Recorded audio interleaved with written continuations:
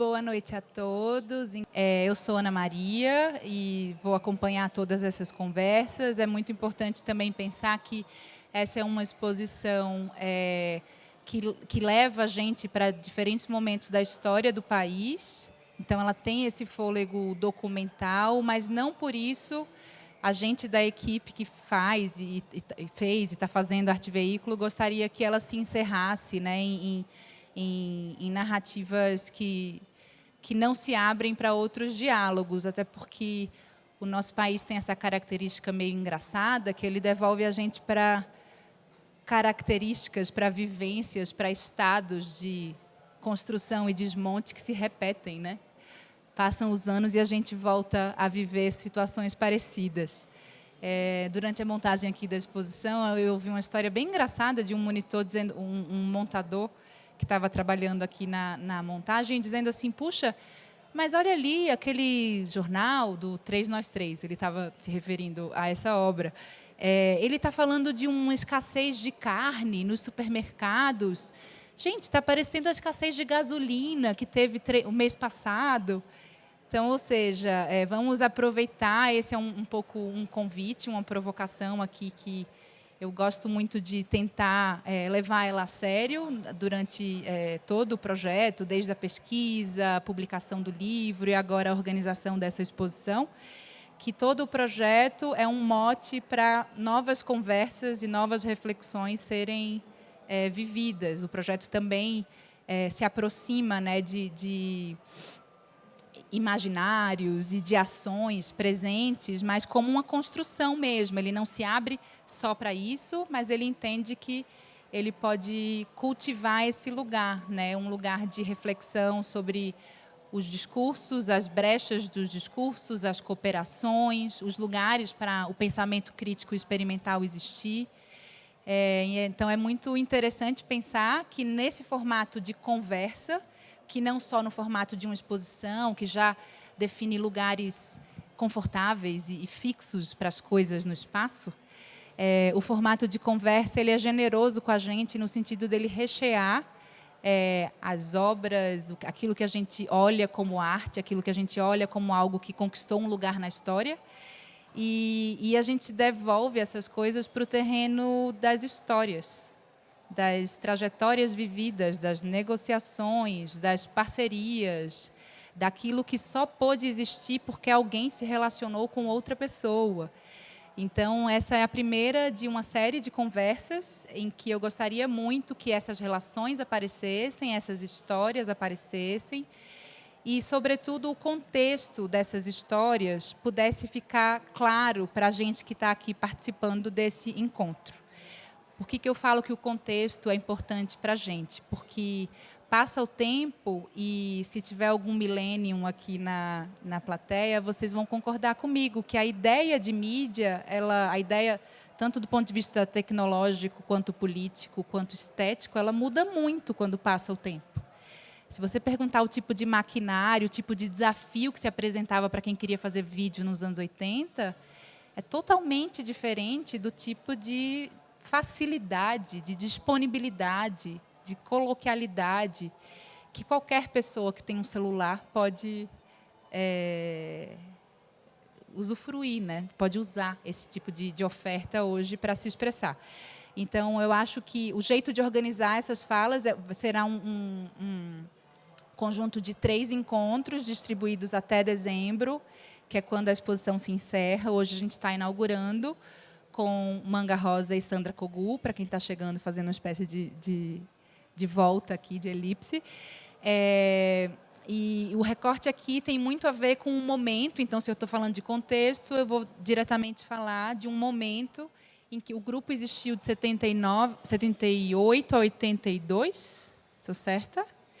Também devo apresentar, estão aqui os 3 integrantes do grupo Manga Rosa, Jorge Bassani, Carlos, eu não chamo de Alberto, Carlos Dias e Chico Zorzetti, e, ao meu lado, Sandra Kogu. Eles estão se conhecendo hoje, então, vocês fiquem avisados dessa espécie de encontro às cegas, provocado por a gente, mas apostando de que, mesmo Sandra tendo trabalhado no Rio, nesse momento, no momento de abertura político-econômica no Brasil, de volta a um Estado democrático, que cria 1000 cenários, né, tanto do ponto de vista do acesso aos bens de consumo, de abertura de mercados, da própria volta a uma condição de expressão, né, tanto nas ruas quanto nos veículos ali que se tinha acesso, que era diferente do que se estava vivendo no país nas décadas anteriores.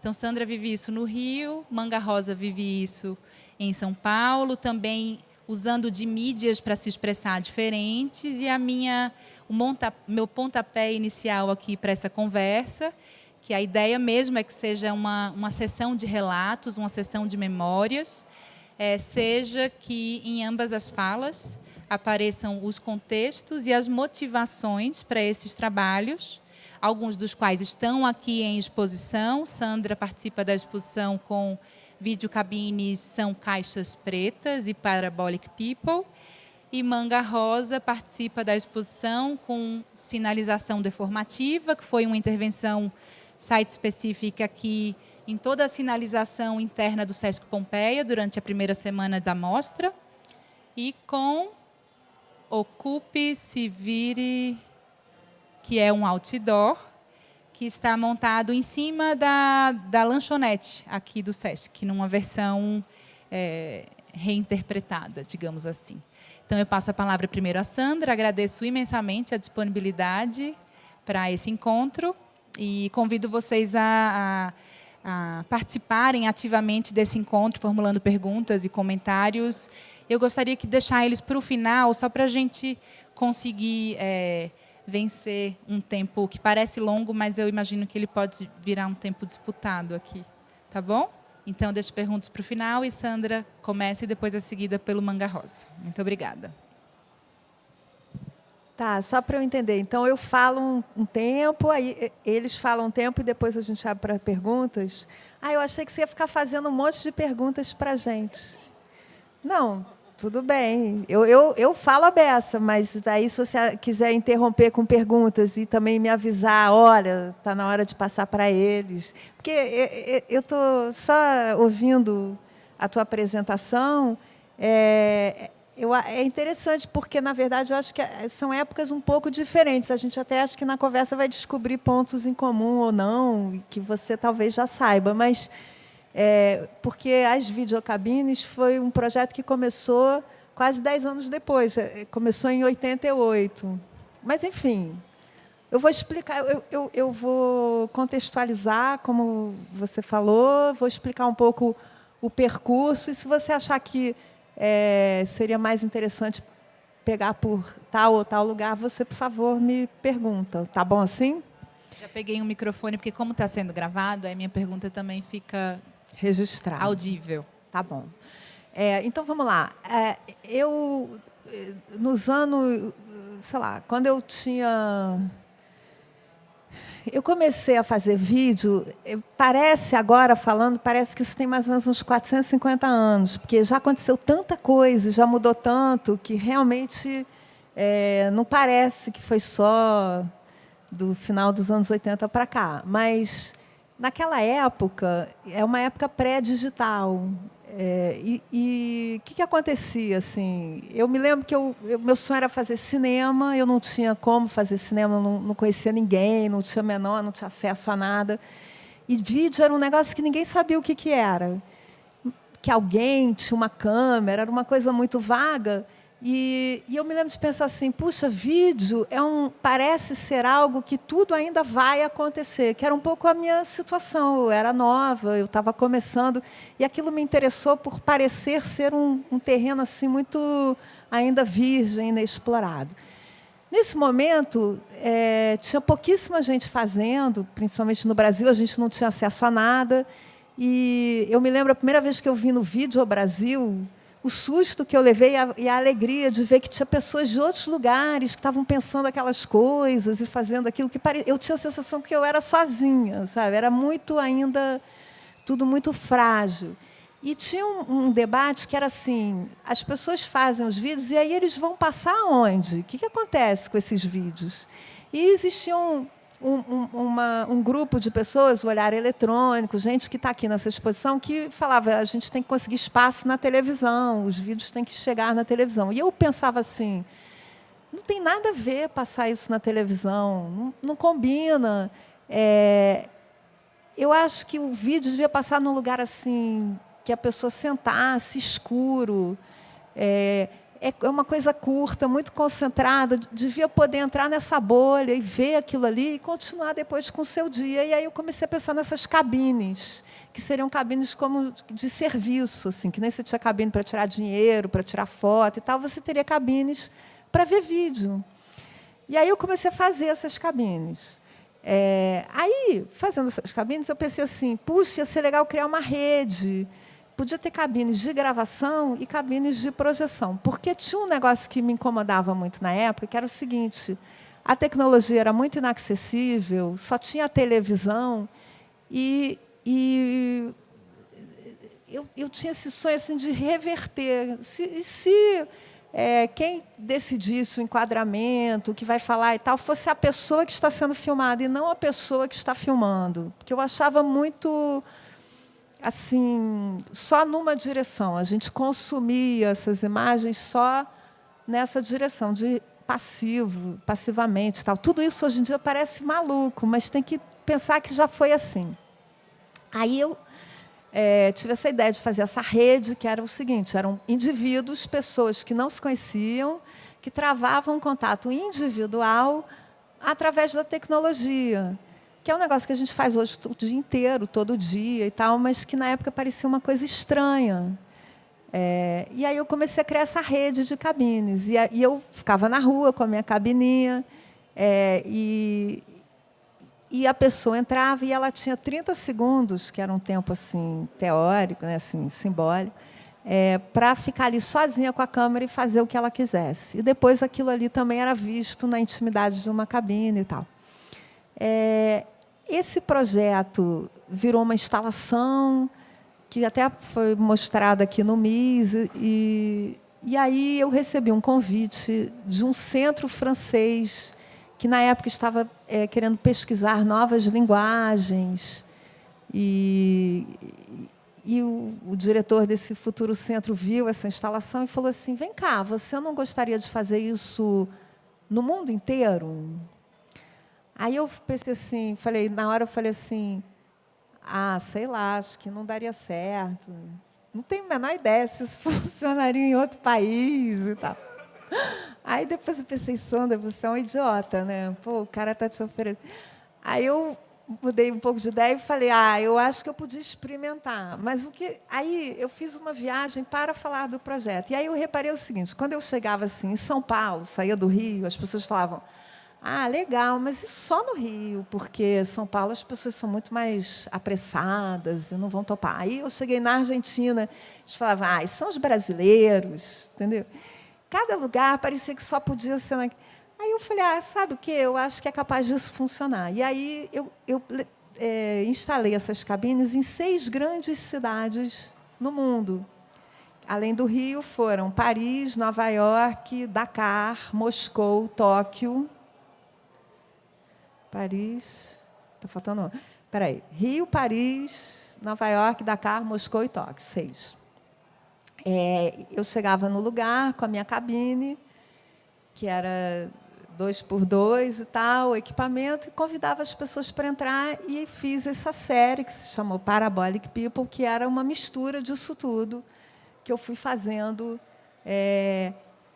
ao longo do... Enfim, fiquei um ano fazendo. Mas as questões que se colocavam nesse trabalho, para mim, são questões que estão aí, sabe, super atuais, e que eram assim, se você pode escolher como você quer se representar, se você fosse dono da sua imagem, como é que você faz? O que você escolhe? Você quer aparecer como? Eu ensinava como é que... aqui está fora de quadro... Quem você quer ser? Quem é a sua persona no vídeo? Que você E isso é mais verdadeiro do que a... Porque tinha esse negócio, o que é verdadeiro? O que é a sua imagem? O que é você verdadeiramente? E tal. Existe uma verdade maior naquilo que você está ensinando, você não está ensinando, ou no que você está ensinando aquilo é mais verdadeiro. Então, essas questões eram as coisas que, para mim, eram importantes e que, hoje em dia, virou uma coisa que todo mundo pensa o dia inteiro, porque as pessoas estão constantemente criando narrativas, né, para a sua vida, exibindo aquilo coletivamente, publicamente, tal, que era um pouco o que essas cabines tentavam trazer para o debate. Assim. Além da questão de como é que você vê o vídeo e tal, isso se tornou como é que você se representa, onde você se reconhece, o que você gostaria que as pessoas achassem que você é. E a ideia de que elas eram uma caixa preta, eu viajei o mundo inteiro e aí a gente não via nada de lugar nenhum, porque eu chegava lá e botava uma cabine preta e as pessoas... Era até uma piada, eu falava assim, é o contrário da televisão. Na televisão, se você vai ali na esquina, você quer rentabilizar aquilo, mostrar que você realmente foi ali e tal. Ali a gente podia ter ido, sei lá, no centro de Nova York, que tem gente do mundo inteiro, e fazer tudo ali, né, teoricamente. Mas não era, porque a experiência de estar naquele lugar, porque... Então, era a ideia de você criar um lugar que é um lugar nenhum, no meio do mundo, né, no meio daquilo tudo, e aquilo ser um espaço de projeção. E a paisagem, a única paisagem, ser o rosto ser a melhor paisagem. Assim, você ler no rosto das pessoas tudo que você não está vendo, que está ali em volta delas, e ver como é que elas escolhem de apresentar isso para você. Né? Falando assim, na época era tudo muito maluco, assim, não existia... Você ia fazendo tudo um pouco... ninguém entendia, não existiam editais, não existia nada disso, não existia um espaço para isso. Era ainda uma época que o próprio vídeo ainda não tinha entrado no mundo das artes plásticas direito, né? Então, era considerado uma coisa menor. O vídeo realmente era um negócio que não estava em lugar nenhum. Estava muito pouco. Aquilo era só uma ferramenta para você registrar, ou aquilo realmente era um suporte que você fazia um trabalho que tinha valor. Tudo isso ainda estava assim, num ponto de interrogação. Então, parece, porque eu falei, parece 450 anos atrás, parece mesmo, porque mudou muito, né? Assim, o lugar do vídeo. E acho que uma coisa que mudou muito, assim, eu me lembro, quando eu comecei, a gente falava assim, eu faço vídeo. Isso não é televisão, isso não é cinema, é vídeo. Era importante marcar aquilo ali, porque aquilo ali não existia. Aí surgiu essa palavra mágica, alguns anos depois, que foi o digital. Digital foi uma coisa que fez com que todos esses mundos começassem a se cruzar, né? Mundos que seguiam bem paralelos, assim, e faziam até questão de não se misturar. De repente, passaram a achar que podiam ser parte da mesma coisa. E isso a gente está vendo, enfim, é exponencial, né? Não para de... Posso te fazer uma pergunta? Claro. Talvez um pensamento junto que te faça conduzir a tua fala para esse lugar. Eu acho que é muito marcado na tua fala a ideia de uma ausência de um circuito para o vídeo, né? Uhum. É isso, o lugar, a cabine vira um não lugar ou um lugar possível para algo que não tinha um lugar. E não sei se você concorda comigo que nessa criação de um lugar, nesses esforços coletivos para criar esse lugar, se tinha uma referência direta ou indiretamente, que era a TV. Não que vocês estivessem querendo fazer TV, que é algo que eu acho que é relevante de se demarcar na tua fala até agora, apesar de que logo depois você vai fazer TV. Até tem muito contemporâneo teu que faz vídeo, que fala numa espécie de projeto crítico, o vídeo como um projeto crítico de TV, uma crítica à TV, né?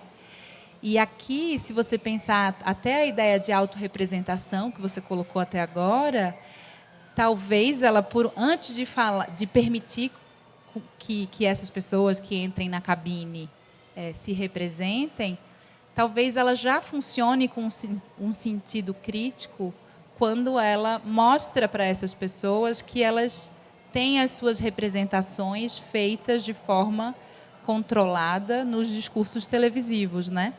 Com certeza. Assim, o assunto televisão é muito presente. No Parabolic People fala da televisão o tempo todo. Tem um detalhe engraçado que o Parabolic People, então, enfim, aí eram 11 módulos de 3 minutos que eram pensados para entrar meio subversivamente na programação da TV, assim, nos intervalos da grade e tal. E, quando ele foi exibido na França, eu fiquei sabendo que teve gente ligando para a televisão, falando assim, está com problema, está dando algum defeito, entrou um negócio maluco, reclamando, as pessoas revoltadas e tal. Eu achei ótimo, né? Fiquei feliz. Mas a TV era um grande assunto, claro, porque a TV tinha uma presença até muito maior do que tem hoje, apesar de que ainda tem muita. Eu acho que muitos contemporâneos meus estavam querendo usar a linguagem da TV, né? Assim, como é que você pega aquela linguagem e usa de um outro jeito, desvirtua ou se reapropria e tal? Eu pensava a TV mais como que lugar que ela ocupa. Eu acho, para mim, a televisão era assim, parecia que era uma grande instalação que estava na casa de todo mundo. E aí eu sempre pensava em usar a TV desse jeito, assim. Como é que, se o lugar da exposição é a casa das pessoas e o que entra por esse lugar aí, essa tela aí, como é que você usa isso? Em que horário do dia? Como é que aquilo conversa com o que as pessoas estão vivendo naquele momento ou fazendo? Eu não achava que a TV... Depois até fui fazer televisão, né? Fiz um programa, mas isso já mais uns anos depois, na TV Globo, chamado Brasil Legal, onde eu até consegui trazer um monte de gente que era do vídeo e tal, e a gente ainda podia fazer umas experiências e tal. Mas a TV, como a gente tinha que se colocar em relação à TV. Se você concorda, se você não concorda, se você se diferencia, o que você faz com aquilo, né? Porque o vídeo não tinha um lugar. E, como era a mesma tecnologia, aquilo ficava associado à TV. Quando eu fiz o Parabolic, isso até é uma coisa curiosa. O Parabolic foi... Então, logo depois das videocabines, eu passei o ano de 91 fazendo, 1991.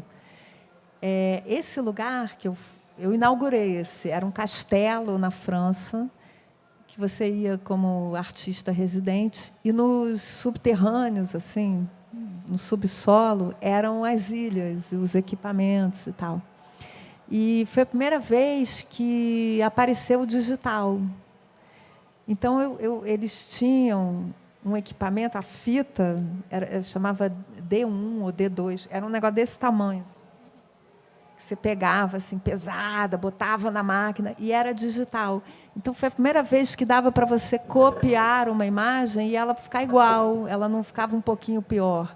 Porque, antes disso, se você quisesse copiar alguma coisa, era que nem tirar um xerox, ia ficando pior. Aí depois tirava o xerox do xerox. E eu me lembro, assim, foi aí que eu fiz essas coisas. Eu falei, nossa, então você pode... a tela da televisão, ela é múltipla. Eu posso botar o que eu quiser em vários lugares. Ela não é só uma imagem, entendeu? Coisas que, até então, tecnicamente, não dava para fazer. Tudo isso era a maior descoberta. Os técnicos... Era uma época que, assim, eu era uma garota, né? Você entrava num ambiente super masculino, só tinha homens muito mais velhos do que eu, que olhavam para mim assim, né? Aí, sempre tinha aquele ritual de iniciação, porque eles faziam aquele teste comigo, sabe? Eu pedia um negócio, aí eles fingiam que faziam para ver se eu ia reparar ou não. Aí eu reparava, aí já ganhava um respeito, aí não sei o quê. Era o poder estava em você conhecer a técnica. Hoje em dia, toda a ideia da tecnologia é ela ser acessível, né? Tudo faça você mesmo e tal. Naquela época era o contrário, era o cara, o que ele tinha, que ele sabia plugar aquilo. Então, quando você chegava para trabalhar nas ilhas, né, eles viviam falando, isso não dá. Ah, isso não dá para fazer e tal. Então, o único jeito que eu consegui fazer essas coisas foi eu sabia tudo, eu sabia cabear, eu sabia mexer em tudo, eu sabia mais que todo mundo, porque ou fazia assim ou nunca ia conseguir fazer. Então, era isso, a televisão era esse controle da tecnologia, controle do acesso. Ninguém te ensinava nada, porque o grande lance era você deter aquele conhecimento, não era o que você ia fazer com aquilo, né? Mas, ao mesmo tempo, para te fazer uma pergunta e talvez já pensar numa conclusão desse primeiro momento de fala, também, para você, a TV também é um lugar em que você acessa um tipo de maquinária, um tipo de recurso para trabalhar? Hoje? Naquela época? Sim. Ou seja, a pergunta pode ser o que você ganhou e o que você perdeu quando você deixou de ser uma produtora independente e você foi trabalhar esses anos que você trabalhou na TV Globo. Do ponto de vista criativo também, né? Assim, eu sempre me vi como uma pessoa que transitava, e me vejo assim até hoje, no mundo do audiovisual, do som e da imagem. Eu nunca vi o meu percurso como uma carreira, assim, numa linha reta. Eu pensava assim, a decisão do formato que eu vou usar, se aquilo vai ser uma caneta, vai ser uma máquina fotográfica, vai ser uma câmera de vídeo, vai ser um filme, é uma decisão artística. O que aquele projeto pede? Qual é a melhor maneira de fazer aquilo? De falar daquilo? É uma coisa um pouco... É difícil de você manter isso, porque normalmente acaba que essas decisões viram sempre decisões financeiras, né, de mercado, mas eu sempre fui muito determinada a que essa decisão fosse artística. Então, a televisão não era uma coisa... Aquilo era um pedaço, entendeu? Eu também queria fazer cinema, eu fiz coisas em película, eu fiz milhões de outras coisas, porque eu passei 10 anos na França, nesse período, onde eu podia fazer esse trabalho artístico com muito mais facilidade. Aqui era muito difícil. Então, tem um monte de coisas que eu fiz que as pessoas nem conhecem aqui, que eu fiz nessa época, que eu fiz lá, que eram bem mais experimentais. Eu misturava, eu tinha uma câmera 16. Eu não... Assim, a televisão era um pedacinho de um mundo muito maior. Quando eu fui fazer televisão aqui, foi uma circunstância. Ia ter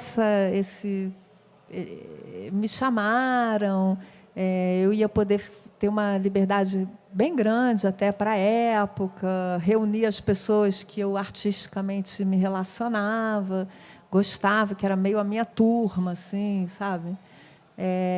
E eu pensava assim, esse programa ele é que nem uma instalação.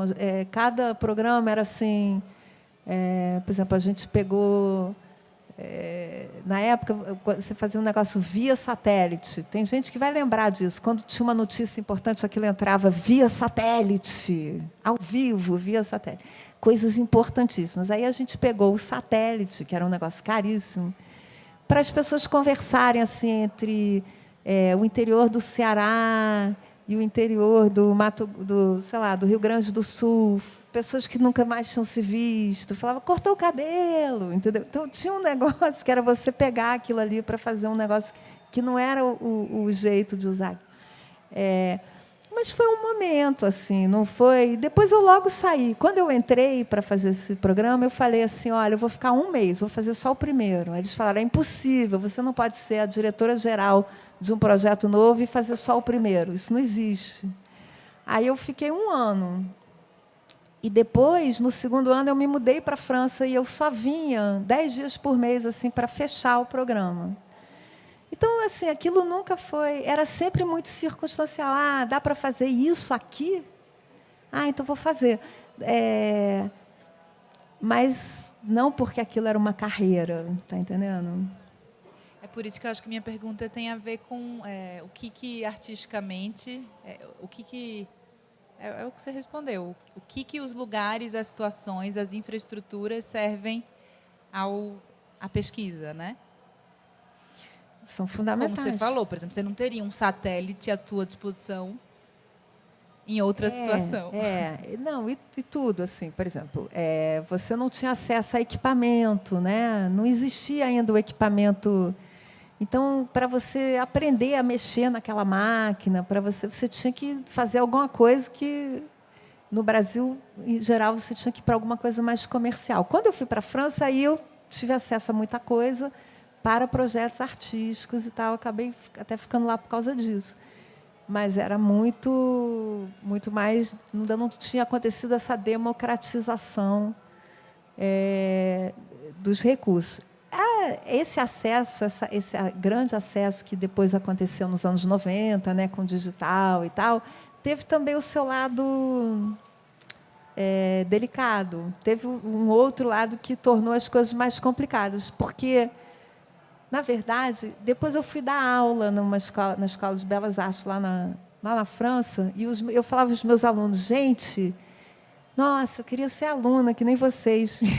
Porque vocês têm tanta coisa na mão, vocês têm tudo, né? E já era digital e tal. Mas eu via também como é que isso paralisava eles, porque eles tinham tudo. Entendeu? Quando eu fui aprendendo sozinha, com muito pouco. Então, eu pensava, isso aqui eu preciso mesmo, eu vou fazer, aquilo ali... Agora, eles já sentavam na frente de uma máquina, você fazia assim, tudo girava, fazia assim... Aí... Para que fazer isso, então? Para que fazer aquilo? Tinha que inventar um jeito. Eles tiveram que exercitar muito mais o não. Eles tiveram que aprender a dizer não quase o tempo todo para achar um lugar que fosse deles. Enquanto que eu acho que a minha geração teve a sorte de ter que sempre estar lutando por um sim. Então, aqueles sims eram muito de verdade, entendeu? Bom, tua fala abre 1000 assuntos e eu falei que o tempo não era longo, mas eu vou te pedir para me permitir passar a palavra para o Manga Rosa. Não deixa eles falarem, não. Para ver o quanto que... Vocês ganharam muito não? Então, por favor, isso já virou uma entrevista. Não era para ser, enfim, mas terminou voltando a ser uma entrevista. Eu queria, mesmo pedido que eu fiz para a Sandra, para vocês situarem um pouco o trabalho de vocês num contexto da cidade de São Paulo, daquele momento histórico, inevitavelmente falarem especificamente desses 2 trabalhos que estão aqui em Arte Veículo. Vocês podem, sim, se quiserem, começar falando dos nãos que vocês tiveram que dar. Bom, boa noite. Obrigado pelo convite e também parabéns pela exposição. Eu não vou falar de nãos, não. E nem vou falar de narrativa sobre o trabalho. Né? Assim, acho que até porque nós somos em 3, né? E eu não sei também o que os meus colegas vão falar. Né? Então, e também porque isso fica uma história muito longa e eu assim, vim preparado, na verdade, para uma conversa, né? Para escutar coisas, até mais do que falar. E dentro do que eu falei, né, do que eu ouvi, eu acho que tem 3 entradas para como a Ana apresentou a nós e o evento aqui. Então, qualquer coisa que se fale sobre tudo que está nessa exposição, ou sobre o nosso trabalho, mesmo que seja durante 5 anos, alguma coisa assim, são coisas muito longas e com várias entradas. Então, para ser muito breve e para que a gente possa conversar depois, eu estou falando que eu tenho 3 entradas no assunto que me parecem bastante interessantes. A primeira dela é em relação a contexto, né, que você começou falando, inclusive, da relação da questão da gente apresentar os contextos que nós fizemos essas coisas, e também depois a Sandra falando que faz 10 anos depois, as cabines são 10 anos depois dos primeiros trabalhos do Manga Rosa, e que talvez não fosse a mesma época, né? Então, a primeira entrada é essa, que é esse contexto, né? Primeiro, assim, o que a Sandra falou acontece 10 anos depois, mas está achatado no mesmo momento temporal, vamos assim dizer, né? Por quê? Porque você começa a falar, ainda é o analógico, não tinha o digital, o circuito é um circuito que está a gente mesmo que vai construindo. Então, assim, apesar dos 10 anos, a gente colocaria isso numa perspectiva histórica no mesmo momento, tá? E aí que vem a questão que eu quero dar entrada no contexto, que é a perspectiva histórica. A Ana também falou na apresentação dela que isso aqui é uma exposição, e não sei se foi com esses termos, a leitura que eu fiz de uma frase dela é que é uma exposição que tem documentos, mas ela não quer ser uma exposição documental, ela sim de coisas que estão ativas e que promovem atividades mais do que algo que a gente pode ver como ciclo, como coisa acontecida. Então, sempre que se coloca em perspectiva histórica, e a gente querendo ou não, a gente está falando de 35, mais que 35 anos atrás, então é perspectiva histórica. Perspectiva histórica, na verdade, é uma lente, porque sempre distorce e amplia qualquer que seja a coisa, né? Porque faz as representações, coloca em contextos, então, historicamente, tudo é deformado se for observado nessa perspectiva, né? Então, mais do que a perspectiva histórica, eu acho que é interessante a gente considerar, e aí é o segundo, entrada no trabalho, o que é uma exposição como essa Arte Veículo, né? E como o Manga Rosa está nela, né? E aí da parte que me cabe, porque eu fui convidado para falar do Manga Rosa, e não da exposição como um todo, na parte que me cabe. Por que eu estou falando isso? Porque esse recorte histórico, tá, que eu estou querendo não colocá-lo como pano de fundo, ele não é uma questão temporal, ele é uma questão de situações, né? Que eu acho que são situações muito próximas do que a Sandra viveu e que nós vivemos. E que, na verdade, é uma coisa que, óbvio, tá? Sempre que a gente falar desse período de 30 a 40 anos, ou 30 e poucos anos atrás, de Brasil, a gente vai falar do processo de redemocratização, a gente vai falar de uma série de convulsões sociais que marcam o país, mas que também acho que não faz a menor importância, né? Porque elas continuam acontecendo, as convulsões sociais, a gente continua procurando uma democracia minimamente democrática, né? E os panoramas são exatamente os mesmos. Então, o que eu tenho a dizer desse período, que não é do Brasil e de uma situação específica nossa, é de uma dobra, né, muito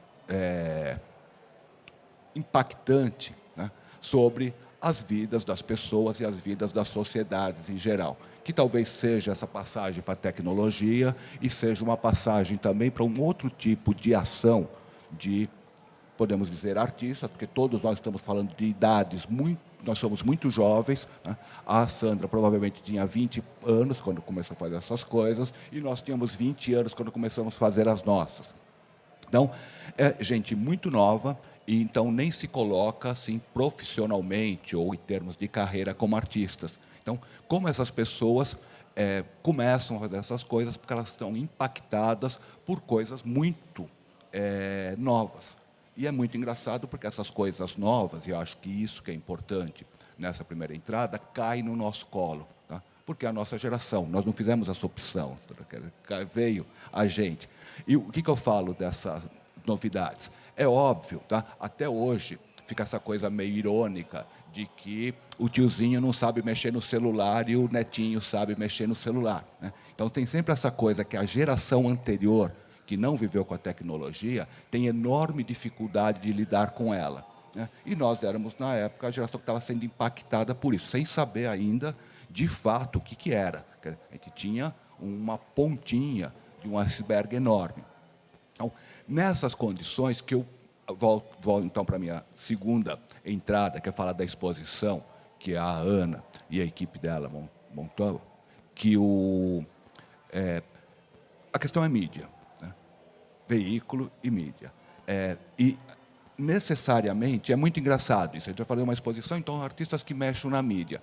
Porque, logo de cara, de início da conversa de hoje, a Ana fala de contexto. Porque a mídia é nada mais atemporal e atual e atuante no tempo atual do que as mídias. E é engraçado que a gente pega um recorte temporal aqui e começa falando de contexto, né?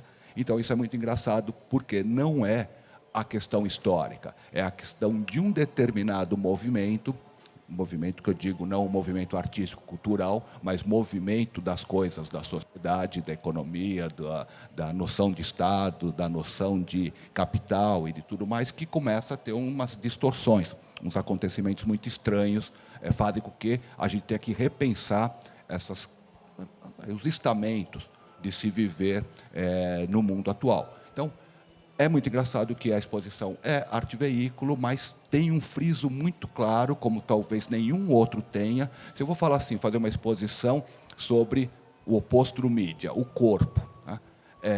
A gente pode marcar alguns períodos quando as performances começam a ficar um grande acontecimento, como anos 60.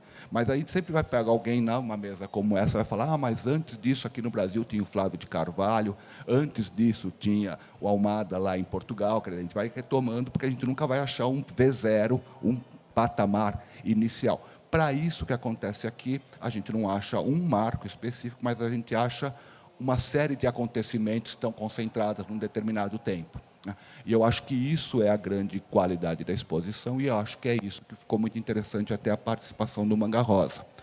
E por que isso? Porque assim, a questão é mídia. A gente está aqui convidado, quem trabalhou com outdoor, e com o sinalização deformativa, mas em nenhum momento eu me vejo, acho que até falaria por nós três, mas depois pode ser confirmado ou não, em nenhum momento eu me vejo nessa exposição porque a gente trabalhou com outdoor. Apesar que tem um monte aqui, depois eu vou passando rapidamente, até quando vocês forem falando, porque senão me atrapalha um pouco e não é o assunto, né? Mas eu não me vejo aqui nessa exposição com outdoor, que é uma mídia, porque, na verdade, o que a gente trabalhava é com uma mídia que recolhe as outras mídias, que é a cidade, né? O nosso ponto de encontro, nosso interesse, a gente se juntar e fazer coisas, é por um determinado tipo de vivência com cidade, né? E, obviamente, cidade, como eu disse, segundo os semióticos, o signo dos signos, ou, para nós, pode ser entendido como o espaço, o lugar, né? A geografia, aonde se dão todas as mídias, ou a concentração das mídias. E a nossa mídia é essa, é a cidade. Aí, o terceiro vetor de entrada aí nessa nossa conversa. Nada mais antimidiático do que pensar em geografia, né? A gente pode dar a classificação que a gente quiser para a mídia, a gente pode colocar em disciplina que a gente quiser, mas uma coisa é fatal: mídia é antigeografia, né? A gente pode até falar que a gente cria uma geografia midiática, mas a gente vai estar sempre se afastando da questão do posicionamento, da questão da leitura física do espaço, porque ela é antiespacial e até atemporal também. E aí, o nosso caso, o caso aqui do Manga Rosa, no meu ponto de vista, fica uma coisa muito curiosa, porque, apesar de até a gente ter uma entrada nessa questão da cidade, por uma questão da teoria da comunicação, até trabalhar com o outdoor, porque a gente se interessava com comunicação urbana, a gente fazia tudo a partir de uma vivência urbana. E isso que eu digo que é uma coisa muito da geografia. Nós não existiríamos sem o Manga Rosa, isso do meu ponto de vista, não existiria se não tivesse tido uma experiência de uma determinada geografia carregada de acontecimentos históricos, mas ainda circunstanciada num trecho da cidade, que é o centro de São Paulo, né? A gente se encontrava e vivia o tempo todo. Nós éramos, inclusive, entre os outros artistas com o perfil da gente e até com outros grupos, nós éramos que mais permanentemente ficávamos no centro. A gente não fez nada fora do centro, né? O mais longe que a gente fez foi Bela Vista, né? do centro. Então, essa relação com essa convivência é muito curiosa, porque é antimidiático. A gente depende desse espaço físico. E aí, né, eu vou só passar uma foto e vou finalizar, até porque, como eu disse, eu queria só fazer umas pequenas... Depois a gente até pode voltar a isso daqui, tá? Mas o que tem fotos aqui é de um projeto ao ar livre, o outdoor, que foi reproduzido aqui numa outra escala na exposição. Algumas fotos que a gente tem aqui é do mesmo projeto ao ar livre. E tem duas coisas desse projeto ao ar livre que eu acho que é muito interessante a gente lembrar, não como fato histórico, mas como um movimento contínuo e que também talvez ilustre, exemplifique o que eu estou falando de vivência com o urbano. Assim, nós três, como eu disse, nós éramos garotos. A gente pensar Manga Rosa, 77 começa o grupo, eu tinha 18 anos. Né? Esse nome é complicado, a gente pode falar numa outra hora, tá? Sobre o nome, se alguém quiser falar do nome, a gente pode ir num outro momento. Mas, então, eu estou falando de pessoas de 17 anos, o Carlos depois se agrupou, mas também não tinha muito mais que isso, porque aí já é 2 anos depois, ele está falando isso tudo gente que vai no máximo, você tem a mesma idade que eu, então eu vim no máximo 20 anos. Por que eu estou falando isso? Porque além de a gente ter 20 anos, nós somos também de um espectro social muito definido. Né? A gente não é, por exemplo, um tipo de elite que conviveu com artistas desde os avós, dos pais, que visitou museus internacionais criancinha. A gente não tem esse histórico. Né? Eu acho assim, de uma certa forma, nós três, e eu falo muito por mim, éramos assim meio dedicados como estudante. Tanto é que eu sou professor, eu sempre estudei na minha vida toda, então eu tinha uma dedicação à literatura, mas eu não tinha nenhuma formação para formular nada que fosse meramente interessante. Né? Não tinha esse potencial. Por quê? Porque nós somos garotos, gostamos e vimos um monte de coisa, éramos, como eu disse, garotos que frequentavam o centro, muito cinema, a gente via cinema de vanguarda, a gente lia literatura de vanguarda, mas isso não faz nós sermos pessoas que possam fazer grandes acontecimentos. O que a gente fez que eu entendo como grande acontecimento? Primeiro foi ficar 1 ano com uma placa de outdoor da Rua da Consolação. Segundo, essa placa ser renovada sistematicamente. Você falou de redes. Uma coisa que eu assim, tenho, até vou usar a palavra meio piegas, mas eu tenho muito orgulho do trabalho que o Manga Rosa fez, porque juntou pessoas. Né? Toda a sequência, né, desses 35, 40 anos, do que aconteceu de fato de importante nas artes no mundo todo, foram acontecimentos que juntaram pessoas. E a gente, muito intuitivamente, muito por uma questão de convivência com a cidade, fizemos um projeto que juntasse pessoas para conversar e para agir coletivamente. E, finalmente, o outro dado em relação a isso, que também mostra que um tipo de convivência urbana, um tipo de cultura formada pela rua e não pelo circuito, pelo ambiente, potencializou algumas coisas que até o próprio outdoor que a gente expôs aqui. A gente fez, inclusive,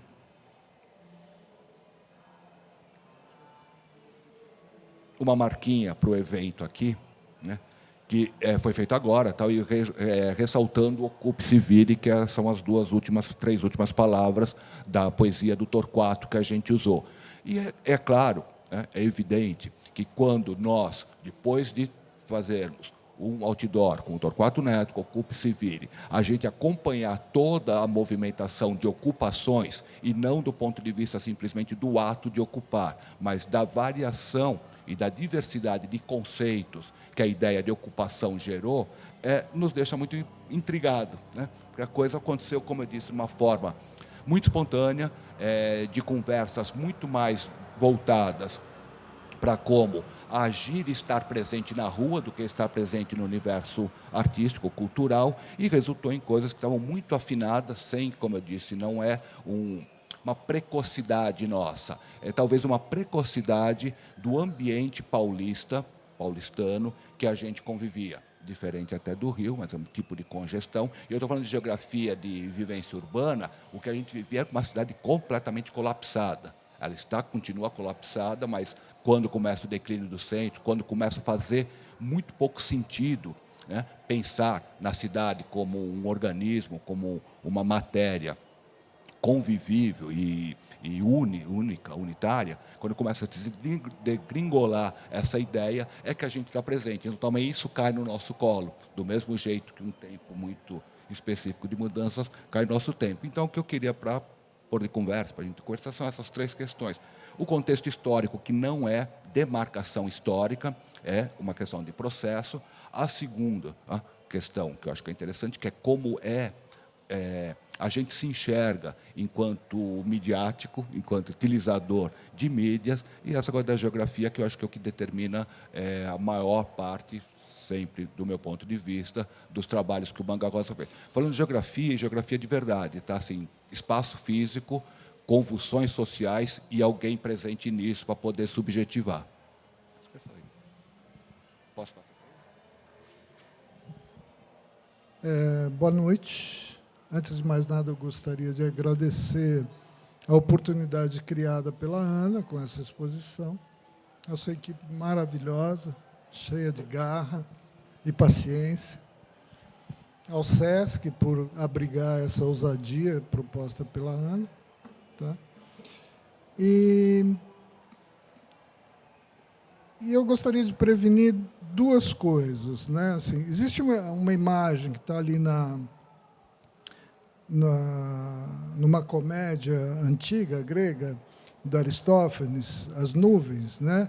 Onde ele retrata o filósofo como alguém que está sempre nas nuvens, e é nesse lugar que eu vou me colocar agora, fora do chão. Por solicitação da Ana, né, pensando nessa questão do contexto histórico, etc., eu preparei uma apresentação. Eu vou transferir a fala para essas imagens, mas eu só queria pontuar uma coisa. Né? Assistindo uma entrevista do Zé Celso outro dia no Voz Ativa, um programa excelente que está aí no ar, ele falava de um certo movimento pendular, né, entre uma evolução comportamental, uma abertura comportamental e um regresso. Então, que as décadas de 50, 60 foi um movimento de avanços comportamentais e vivemos agora um movimento de regresso. Se esse movimento é pendular, né, entre o avanço comportamental e o regresso, nós estamos no momento de repouso, né, nós, o Manga Rosa e a coisa toda que a gente participou, é o movimento de repouso desse pêndulo. Então, dentro dos nossos trabalhos existem, ou dos nossos pensamentos, das nossas ações, existem coisas, né, dos tempos passados e, talvez, inconscientemente, coisas dos tempos futuros que a gente iria viver.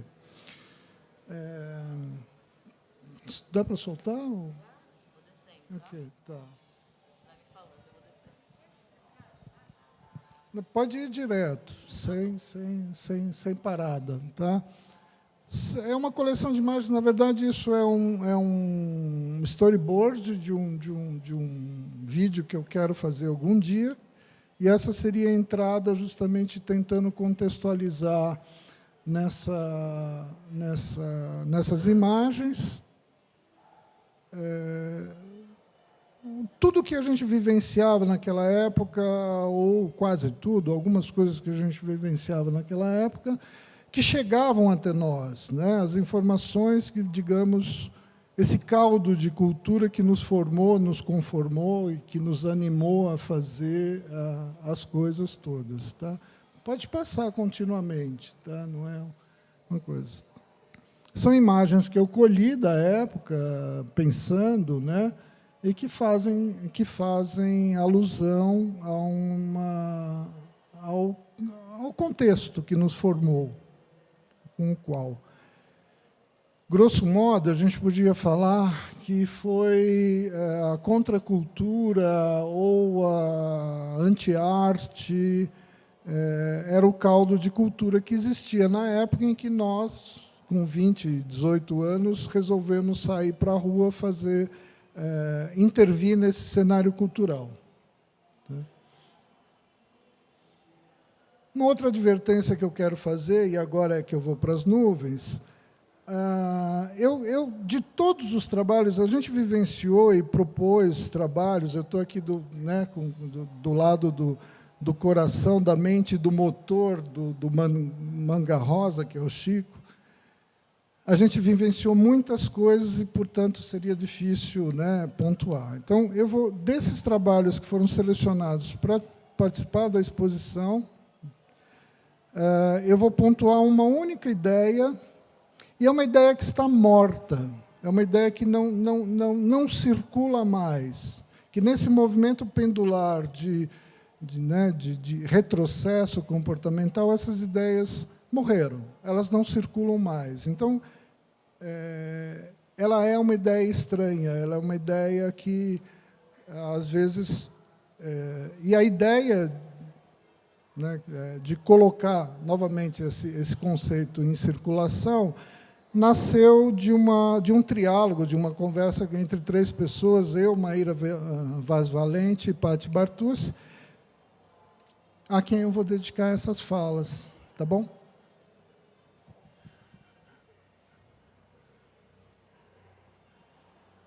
A ideia que eu vou colocar em circulação é que está presente, de alguma maneira, em alguns dos trabalhos, eu vou tentar mostrar como, que a gente fez, nesse outdoor que a gente fez, é a ideia da morte das artes. Circulou da década de 50, final da década de 50, até o final da década de 70, a ideia de que a arte ou morreu ou deveria morrer. Tá? E a gente propagou essa ideia de algumas formas. Se buscar a documentação que o Manga Rosa deixou aí, né, o rastro documental que a gente deixou em entrevistas jornalísticas, em artigos que a gente escreveu para a revista Arte em São Paulo, essa ideia a gente empurrava para frente, jogava um pouco para frente. Não éramos os únicos. Outros grupos de intervenção, como o Viajou Sem Passaporte, 3 Nós Três, grupos de intervenção lá de Buenos Aires ou de Rosário, do México, também punham em circulação essa ideia da morte das belas artes, né? Ou da morte, ou que morreu ou que deveria morrer. Tá? E é um pouco eu queria...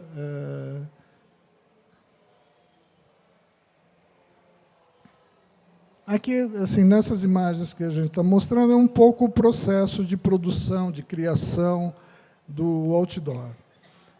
Quando a gente recebeu, veio pela mão do Chico, né, a oportunidade de fazer uma intervenção em outdoor, a gente recebeu com uma certa gravidade, com uma certa responsabilidade, e fomos estudar. Né? Estudamos todas as manifestações de arte em outdoor que havia acontecido antes de nós.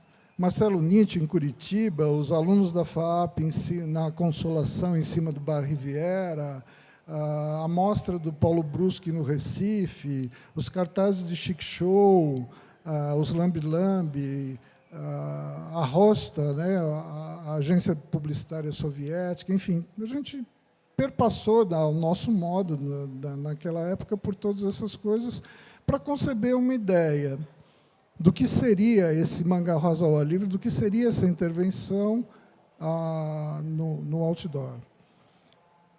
E chegamos à conclusão que a gente não queria fazer uma galeria ao ar livre, não queríamos fazer uma exposição de arte em grande formato.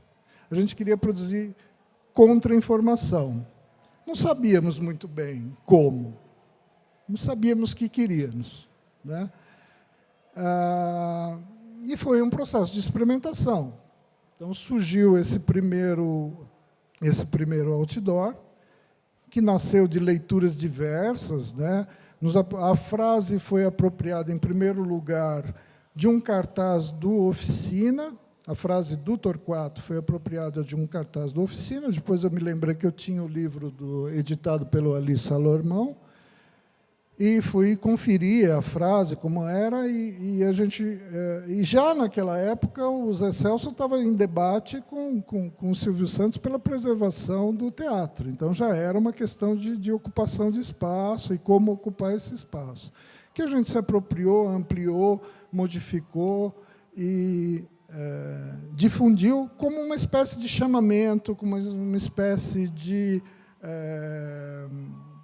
panfleto, de editorial, enfim, mas também com a noção de um sarro, né?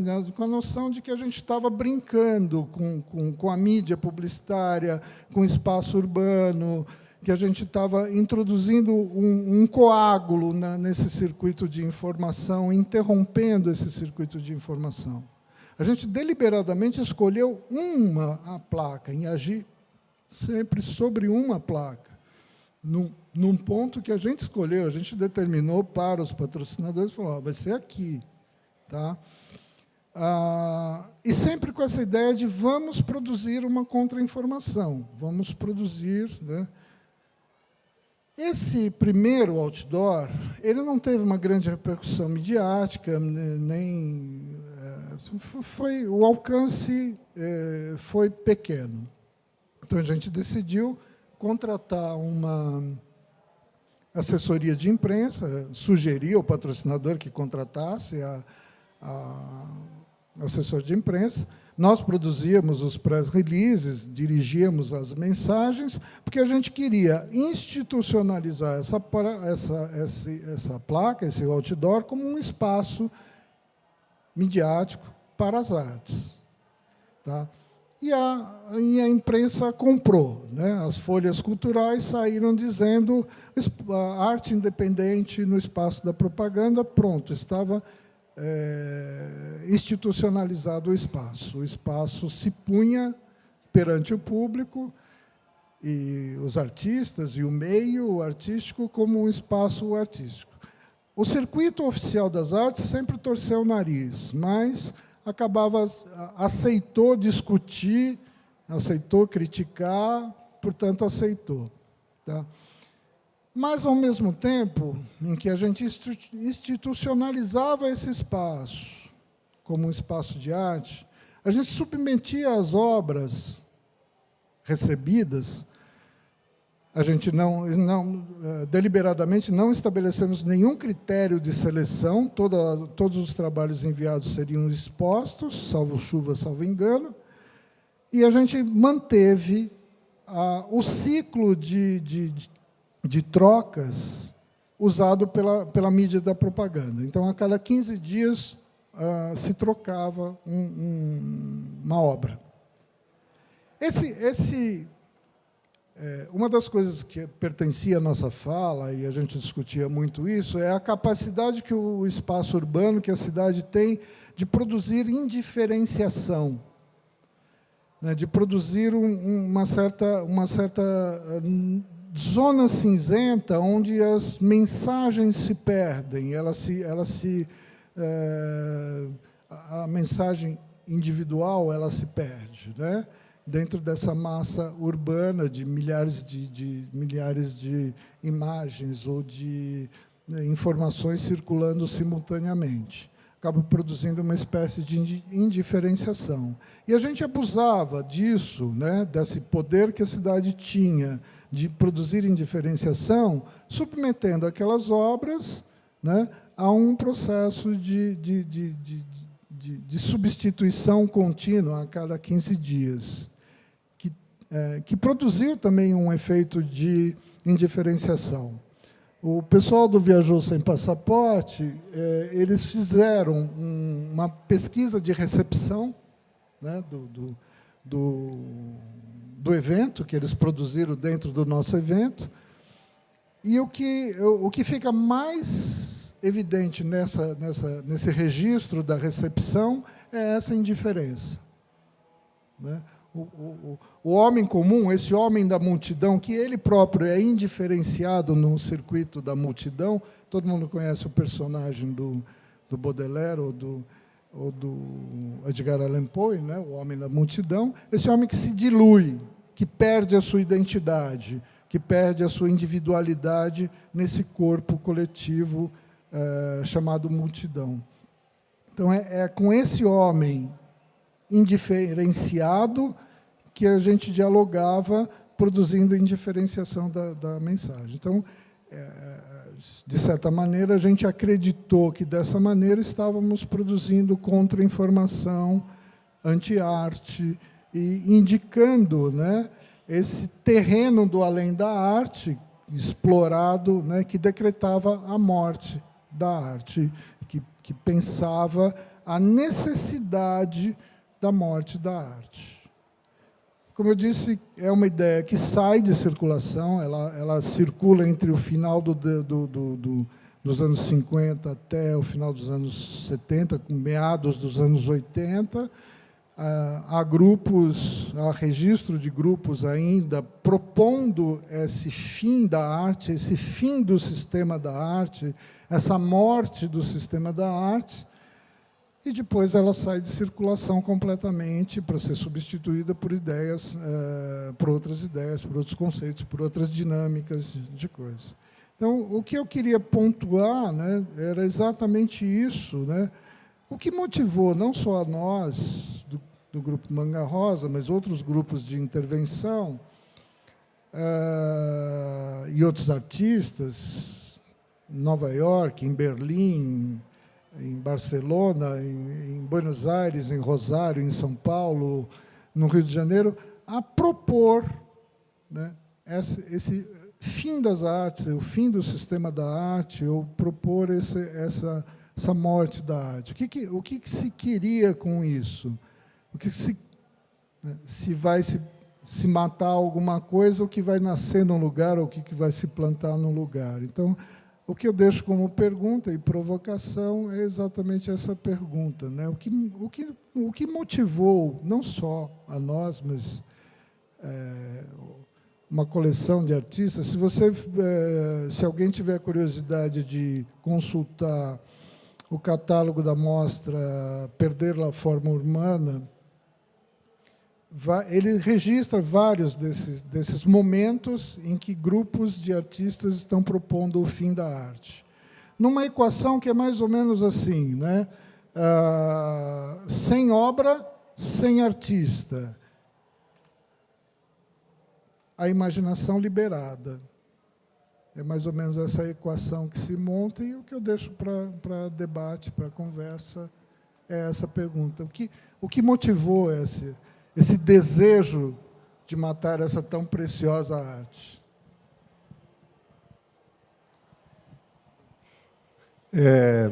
Eu não tenho... Bom, a gente tinha 20 anos, né? Quase 40 depois, são essas reflexões dos meus amigos que a gente acabou de ouvir. Eu não faço reflexão nenhuma, eu continuo querendo fazer arte na rua, outdoor, escultura, propor exposição, participar de exposição, esse processo criativo. Claro, 20 anos, você é ousado, corajoso, não tem nada para perder, põe tudo na roda, vamos em frente, vamos para cima, entendeu? Como é que é? Não sei como é que é, mas nós vamos fazer. Hoje mudou um pouco, mas eu acho que ainda tem esse espírito, sabe? Ainda acho que a gente tem que continuar com isso. A gente vê o frequentador do Sesc, das exposições, no museu, é isso aí, garotada de 20 anos e tal. Tem que fazer, tem que fuçar, tem que propor, né? E é assim que a gente construiu tudo isso. E as reflexões vêm hoje de 40 anos depois, como você fez suas cabines, que você nem sabia o que estava fazendo, mas eu quero fazer cabine, eu quero fazer vídeo. Quando que você ia imaginar que o vídeo... O Carlão fala isso, como é que a gente imaginar que 40 anos depois vocês iam convidar a gente para vir aqui para falar disso? Entendeu? Como as cabines, ou o vídeo, o que é o vídeo hoje? Você está falando, pô, mudou tudo, é um negócio que você fica um pouco até assustado, né? Então, eu acho assim, é legal estar aqui, é legal participar. Essa proposta do manga, aberta a vários outros artistas, foi de uma riqueza, entendeu? De troca entre nós, entre os outros artistas, vários que participaram das exposições quinzenais.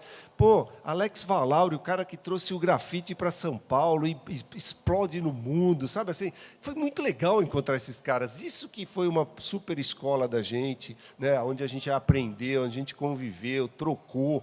Grandes artistas, alguns já foram. Eu até falei assim, hoje é tudo velho, a gente está numa exposição que tem um monte de morto, né? E um monte de velho, né? Entendeu? O nosso é G, Grupo Manga Rosa e Glauber Rocha. Fiquei super feliz. Pô, do lado do Glauber Rocha, né? Sabe essas coisas? Isso é legal. E essa molecada que a gente foi, também nessa época era assim, pô, que legal. Os cabeludos aparecem na televisão, vai dar entrevista no jornal. Tem uma exposição dos indivíduos, sabe? Das pessoas, da gente se expondo também. Porque você tem que ter coragem para expor. O artista é um cara corajoso pra caramba, né? Ele tem a coragem de expor, de tomar porrada, de ser negado. Né? Você mandava para o salão de arte. Não, não pode. Você pode não ser? Não, não pode. Não, não. Pô, a gente ficava frustradíssimo, porque você tenta e não consegue. Pô, foram alguns poucos insights que a gente teve, oportunidades que a gente teve, dos vários trabalhos que a gente desenvolveu, foi assim, pô, encontrei um cara do outdoor, ali tem um outdoor, vamos propor alguma coisa, o cara maluco aceitou a proposta dos meninos, porque, assim, menino de 20 anos vai entrar dentro do circuito de outdoor, né, onde é a maior grana, a maior loucura publicitária e tal. E os meninos... O cara aceitou, quer dizer... Opa, a gente até falou, pô, ele aceitou. Né? E agora? Ocupe-se vire. Ocupe-se vire. Né? E isso eu acho que foi uma coisa que o Ocupe-se vire, no fundo, até o primeiro passo, ocupar espaços. Né? Depois... A síntese do Ocupe-se Vire, gente, isso é para até hoje, todo dia, toda hora. Em qualquer situação, a gente está vivendo isso, ocupando os espaços e a gente vai se virando. Acho que é só isso que eu tinha para falar. Como a gente fala depois de uma fala verdadeiramente empolgada, né? Nada vem depois. Muito legal. Eu posso te fazer só uma pergunta, assim, para entrar um pouco pelo... Os outros também, bom, todos podem responder, obviamente, mas a tua fala entra pela possibilidade e ela pontua assim, parece que a gente nem sente o peso, porque tem tanto brilho no olhar que você vê assim que os nãos também foram geradores de energia de criação, né? Eu acho que uma das coisas para a gente quando está mergulhado em desilusão, que a gente olha para a arte dá essa energia para a gente, assim, não que a arte seja uma poliana das possibilidades no mundo, não é isso. Mas você citou assim, não, mas a gente recebeu não podia mostrar no salão, não podia fazer isso, não podia fazer aquilo. Eu queria te perguntar, te pedir para falar um pouco, até talvez você termine falando mais do Sinalização Deformativa, que é um trabalho que encontrou mais nãos do que o outdoor, né? Do que o programa de outdoors. Porque eu acho que é interessante a gente olhar os nãos não como um exercício de lamúria, mas como uma realidade concreta, que muitas vezes alimenta o trabalho, né? Alimenta o trabalho você entender que o Sinalização Deformativa, por exemplo, não pôde ser exibido na cidade por questões concretas de um uso, de uma orientação das pessoas na cidade. Ou que, por exemplo, ele aqui no SESC só pôde existir por uma semana, e a gente vai ali tentando entender quais são os limiares dessa existência de algo que se dá na ordem da crítica, do conflito, da cacofonia, né? Então, ou seja, queria um pouco aproveitar a tua energia de crença para falar a que ela resiste, né? Quais são os nãos que ela supera. Tem outra coisa que acontece assim que eu esqueço. Tem um monte de coisa que eles estão contando para mim agora. Eu falei, lembra disso, lembra daquilo. O próprio Sinalização Deformativa, o Carlão lembrou que foi assim, tudo bem, a gente tinha umas placas, era lixo. Essas placas eram lixo, assim, tinha muito na cidade, era uma poluição danada, né? Era meio um lixo, assim, tipo... Aí peguei as placas e começamos a fazer uns exercícios de pintar, tirar o código verbal, a palavra e tal, e pintar. E, de repente, vamos voltar elas para a rua? Voltou para a própria... onde a gente morava, coisa desse tipo, e ficou esse estudo. Aí, poxa, veio um salão de arte, o prédio da Bienal. Na minha cabeça, a gente tinha proposto uma coisa para a Bienal, e aí, para colocar essas placas em volta do Parque do Ibirapuera, que é onde acontece a Bienal de Arte, e em cima das placas de trânsito. Claro que não ia conseguir nunca uma aprovação disso, entendeu? Placa de trânsito, o que esses moleques são loucos mesmo, entendeu? Mas isso que era o mais legal. Ok, não. Pô, tá, a gente não conseguiu fazer esse, não sei o quê. Passou um tempo, além do jornal, alguém escreve uma matéria falando do absurdo que tinha sido o Salão de Arte, a Bienal, não aceitaram o nosso trabalho. Aí você já fala, opa, tem alguém que está do nosso lado. Né? Não é a comissão julgadora. Essa é uma outra coisa. Comissão julgadora é um negócio complicado, né? Você entende? Por isso que essa foi legal, o Doro, cada um colocou. Pô, a gente teve a placa, gente, quem? Aí o outro veio, outro indicou para outro indicou para outro. A gente nunca falou assim, não, isso aí não. Aconteceu isso, eu não me lembro disso, entendeu? Não, eu não me lembro. Então, esse trabalho não pode expor. Né? É uma coisa assim, pô, a gente ia falar não para os nossos próprios amigos, não aconteceu isso. Então, e o Sinalização ficou um pouco na memória. Aí a gente faz as análises, hoje, é isso que eu falo, 40 anos depois, faz os estudos, veio aqui para o SESC, a gente até falou, pô, será que eles vão topar?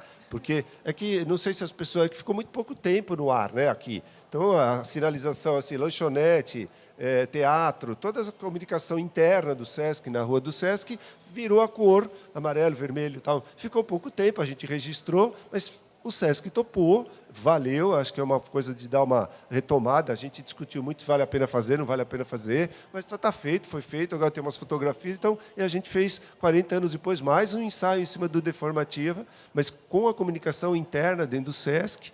Acho que os meninos podem falar um pouco melhor sobre isso. Eu queria só acrescentar uma coisa em relação... Primeiro, assim,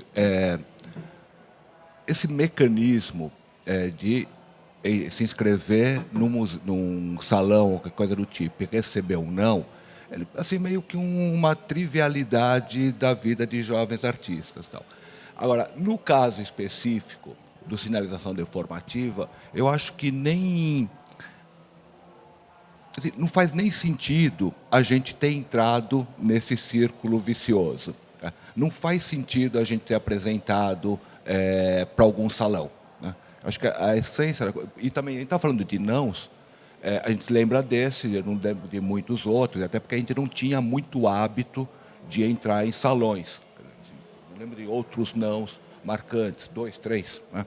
Então, não é nada muito marcante. Mas como esse teve a matéria de jornal e ele tem um outro comportamento de trabalho, me parece que ele ficou marcado. Agora, o não é o não sensato, que é apresentar uma proposta dessa como participante do salão. Até o Chico falou que tem pouca memória, não sei o quanto que ele tem de pouca memória, mas assim... não era exatamente lixo. Ele teve um histórico meio estratégico, esse trabalho, que foi exatamente o Chico que começou recolhendo as placas que anunciavam lançamento de edifícios na região do Ipiranga. Né? Então, foi recolhendo, e aí a gente pegou, pôs elas no ateliê e repintamos e fizemos uma experiência de colocar nas cidades. Né? Eu faço uma interpretação hoje, pela minha memória, que a gente tinha um mapeamento em torno da Dom José de Barros, onde tem a Biblioteca Mário de Andrade, para colocar em muito mais outras placas. Conversando um tempo atrás com o Carlos, ele me falou assim que era em torno da Roosevelt, ou no eixo da Roosevelt. Então, a gente nem tem muita clareza, porque a gente nem deixou isso registrado. A gente só deixou, assim, de alguma forma, registrado mentalmente esse desejo de pôr na rua como um ato transgressor, ou como um ato que realmente tivesse um tipo de impacto na comunicação urbana, como o Carlos falou, trabalhando como contra-comunicação. E a gente não conseguiu fazer muito além disso. E aí, como a gente achava aquilo graficamente interessante, a gente fez isso, uma bobagem, como todos nós fazemos, de mandar para um salão. Né? E aí recebeu não pelos motivos óbvios que o Chico falou. Quer dizer, eu não acho que aquilo era para ser exposto num salão e nem era para ser reconhecível como obra participante de um salão. E de arte.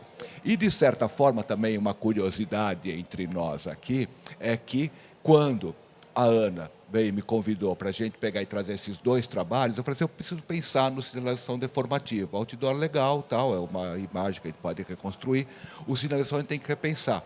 Aí a gente fez uma reunião aqui, nas mesinhas aqui do Sesc Pompeia, e eu falei, eu não quero.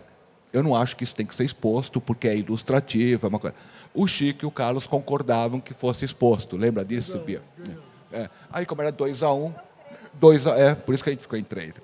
Como era 2-1, a gente topou e pronto. Eu continuo achando, e também como eles, gostei de ver, acho legal essa ilustração de um projeto, mas é claro que ele não é o sinalização deformativa da forma que eu interpreto, que é um ato meio que brota da cidade, sem ninguém saber nem de onde veio, né? E que incomode. Né? Dentro do salão, mesmo que seja no espaço fora, ele está dentro de uma institucionalização que dilui, que atenua, que apazigua todas as contradições do próprio trabalho. Só isso que eu queria.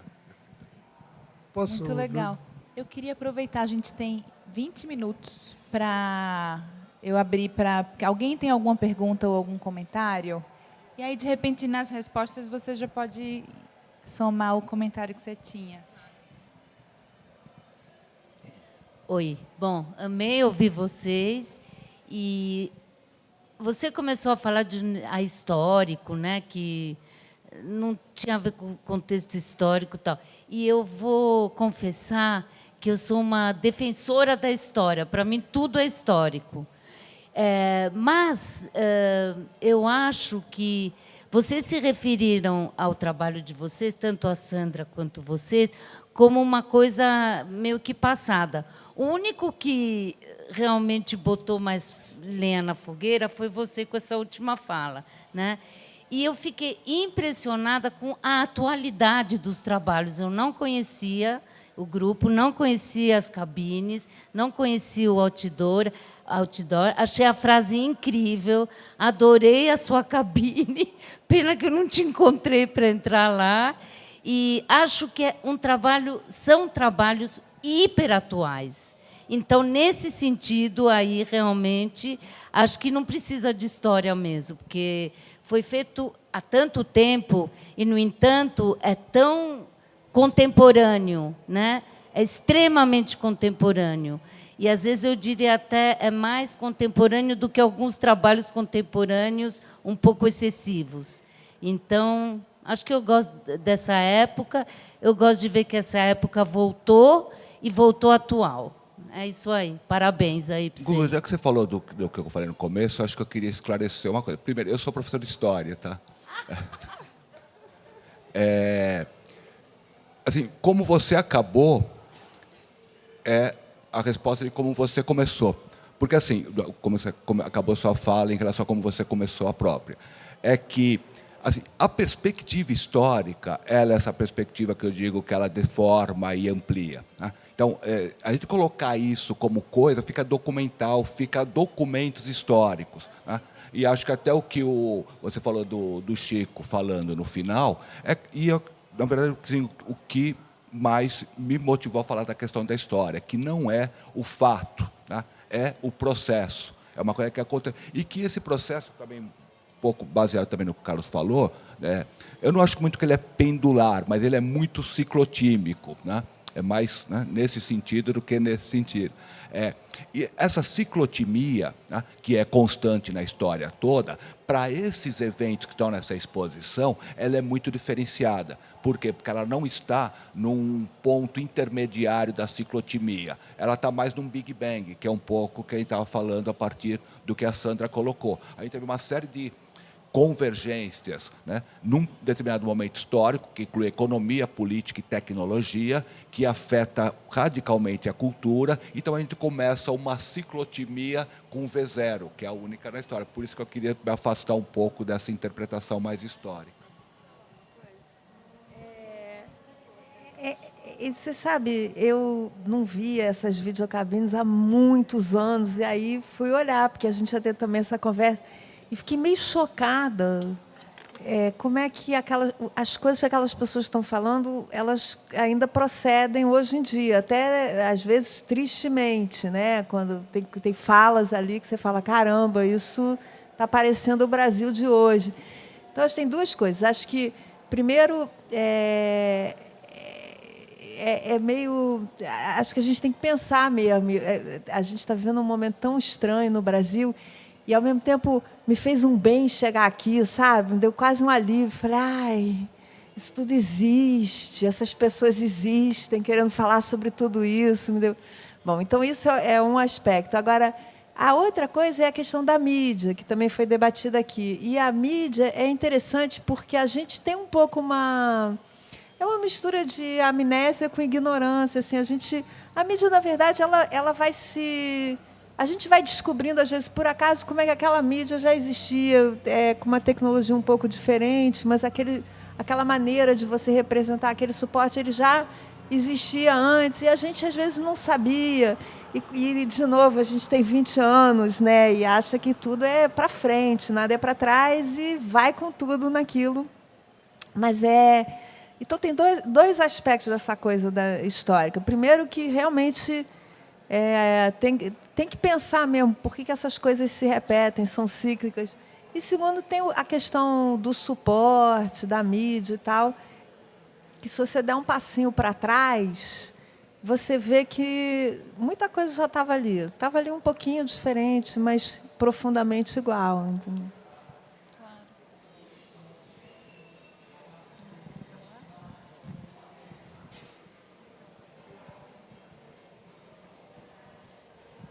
Uma pergunta para a Sandra. Quando você começou a fazer vídeo, essa tecnologia e esse tipo de interface era uma coisa completamente afastada do cotidiano das pessoas comuns, né? Era algo muito distante, a televisão era uma coisa meio utópica, assim. E hoje é totalmente o contrário, né? Como você mesmo falou, é muito cotidiano. A gente está produzindo vídeos o tempo inteiro, o dia todo. Queria saber como é que isso influencia você enquanto criadora, né, nesse suporte, assim, como é que você lida com isso, se isso mudou, como é que isso influencia o seu fazer artístico? Por um lado, isso para mim é quase um pesadelo, assim, porque coisas que, quando eu tinha 20 anos, pareciam uma loucura, imagina se isso fosse possível, e tal, se tornaram a norma. Eu fui me afastando disso, sabe? É engraçado, eu fiz um caminho, eu não... Eu quase não uso tudo isso que está à disposição. Acho que um pouco porque você está sempre querendo se reconhecer em alguma coisa, em algum lugar. E eu parei um pouco de me reconhecer nisso, sabe? Eu, por exemplo, em 93, eu fiz um vídeo lá na França, que eu me lembro que eu fui num cara lá, num técnico, e falei para ele assim, vem cá, eu queria virar uma câmera. Eu não queria nunca dizer assim, agora está gravando, agora não está gravando. Eu queria gravar o tempo todo. Você poderia inventar alguma coisa que eu botasse assim num óculos, e que eu usasse, e que tudo que eu fizesse, eu filmasse? Aí ele falou, aí isso até ia virar um projeto e tal. E nesse meio tempo eu estava sempre com uma camereta, e sempre gravando tudo. E as pessoas às vezes falavam assim, vem cá, o que vai acontecer? No meio da sua vida você vai parar para assistir, para ter tempo de assistir a outra metade que você gravou que nem uma louca. Né?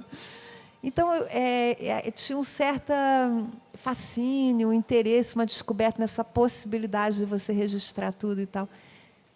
E daí teve algum momento, isso era numa época que a tecnologia parecia que ela ia avançar para ela ser menos acessível e mais tecnicamente sofisticada. Então, acho que era um pouco uma reação a isso. Aí não foi o que aconteceu, a tecnologia virou uma coisa acessível e tal.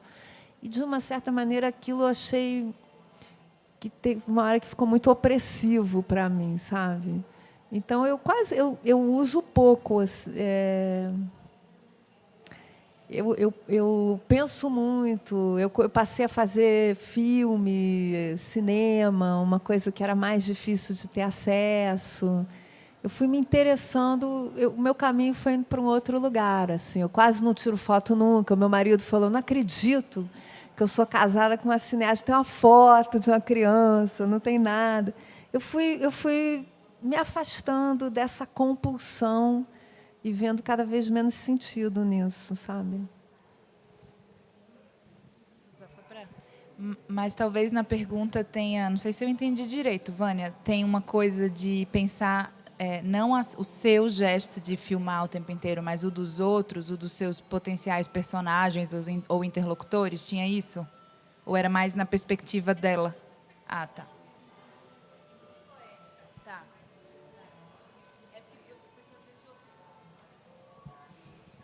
Por exemplo, no Videocabines, mesmo sendo um gesto de compartilhamento, né, de você franquear o momento de autorrepresentação, né, de decisões pela autorrepresentação com o personagem, você é a dona do dispositivo, de alguma maneira. E aí, talvez, eu fico pensando, não sei até como... entrelaçar isso ou dar algum exemplo no teu trabalho como cineasta, mas isso ainda continua sendo uma dinâmica que te interessa, a autorrepresentação do outro, isso posto com o arsenal estético e técnico de hoje, como você pensa isso, por exemplo? Não, então, duas coisas. Primeiro, você falou, você é dona do dispositivo. E por isso que eu assinava, porque senão, por que isso era um trabalho meu, entendeu? Então, isso era uma questão. Mas teve um negócio que aconteceu, que é o seguinte,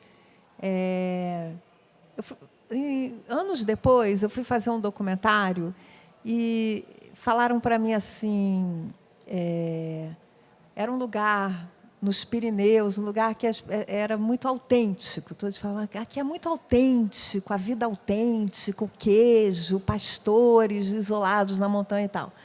E, quando eu cheguei lá, eu sentava para conversar com uma pessoa, fazendo perguntas banais, assim, o que você fez hoje? Como é que você faz esse queijo?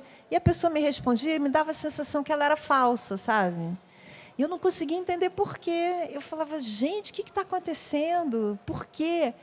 E, ao mesmo tempo, eu ia assim, numa montanha isolada, falar com um pastor, e ele falava para mim assim, vem cá, você não quer me filmar desse lado, com as montanhas ao fundo? Vai ficar tão mais bonito? Eu falava, tem razão. Aí o outro falava assim, esse microfone é muito pequeno, né? Não sei se funciona, é suficiente. Tá? Então, fui entendendo ali que, na verdade, quando você resolve filmar uma pessoa, você circula num mundo onde, muitas vezes, aquela pessoa está no teu lugar. Entendeu? Teve um dia que eu acordei de manhã e falei, gente, eu já estou entendendo o que está acontecendo aqui. Vocês são atores, que vocês são filmados o ano inteiro. No verão, vêm os turistas. Ao longo do ano, vêm antropólogos fazer teses sobre como vocês são autênticos. A televisão faz documentários. Então, quando eu cheguei com a minha câmera, na verdade, vocês estão no meu lugar. Vocês estão o tempo todo me dizendo o que eu tenho que fazer. Filma isso, filma aquilo. Isso é que é bom, isso que é... E, quando eu entendi isso, aí eu falei para ele, sabe por que eu acho que eu entendi isso? Porque eu sou do Brasil, e no Brasil é a mesma coisa, só que é o exótico, e aqui é o autêntico. Mas são os dois lados da mesma coisa. E aí, quando eu entendi isso, foi ali que eu fui indo para o negócio da ficção, porque eu entendi que, na verdade, você criar uma possibilidade de fazer uma imagem de alguém, de filmar alguém, não é você olhar assim, face a face. É você criar alguma coisa que você e aquela pessoa possam olhar juntos. Não é você apontar a câmera para alguém. É você criar uma situação onde, com a sua câmera, vai ter um terceiro lugar, que é o lugar do imaginário, o lugar da ficção, o lugar onde aquilo é possível. E isso passou a ser, para mim, como é que eu entendo você filmar, seja documentário, seja ficção. Você tem que criar um lugar de projeção. Esse lugar de projeção é para onde você e alguém que você está filmando vão olhar juntos. E só assim você pode ligar a sua câmera. Entendeu? Na sua fala. Recentemente, eu estava folheando umas coisas e encontrei uma frase de um historiador francês, fugiu da cabeça agora, que falou assim, todo documento mente. Toda representação mente. Não há nada mais falso do que um selfie. Nada mais elaborado, né, do que qualquer representação. E essa é a fala que estava presente nos anos 70 e que está começando a ser repetida agora em trabalhos mais recentes, como A Distinção, do Bourdieu. É exatamente essa ideia, esse conceito de que todo esse sistema, né, o sistema de arte, sistema de representação, ele é uma constante construção de um falso, de algo que não, sabe, isso é falso, né? Isso é a construção de um desejo, né? Materialmente, esse documento é falso, ele é a construção de um desejo, ele é uma projeção, é esse ponto, né, onde as pessoas se encontram é a projeção da caverna, né? Então, é esse ponto de encontro. A gente se encontra na falsidade das representações. Quando você fala falso, posso estar enganada, mas parece que você está fazendo um julgamento de valor. Você está... Porque, na verdade, é uma construção. É que falso fica parecendo que é uma coisa ruim, né? É uma construção. Por isso ele é um falso, né? Por isso ele é um simulacro, por isso ele é sempre uma sombra, né? De uma realidade que a gente nunca alcança, que a gente nunca vê. Tá? Que está sempre atrás de nós, nos projetando como sombra de nós mesmos. Estou repetindo a caverna de Platão aqui, só isso. Tá? Então, não é um julgamento de valor. É a constatação do humano, é a constatação daquilo que é eminentemente humano. Essa dependência completa e sempre de uma representação que está sempre em processo de construção. E ela é sempre falsa nesse sentido, porque ela nunca é o que poderia ser, ou o que deveria ser, ou o que é. Ela é sempre uma construção, ela é sempre um vir a ser, um estar presente lá na frente, né? E a gente se encontra nessa projeção, como você mesmo falou. A gente se reconhece nessa projeção, nunca numa essência verdadeira, né? Supostamente existente.